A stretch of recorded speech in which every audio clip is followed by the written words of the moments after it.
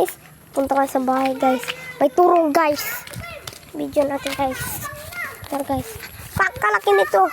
Ay, wag kayo doon maglapit sa turong nga pa. Sa putsukan pala guys. Putsukan pero pakaraming na. Pakalaking bahay mga guys. Tsaka ito, ang reason na mag-live tayo live. Okay guys, live tayo. YouTube lang. Wala na kasi ang iba namin. Pero, ang iba, pakalaki nito guys. Gulat ka nito guys. So, dito. Tanga ka ba kasi makita ka dyan? Habulin ka nan.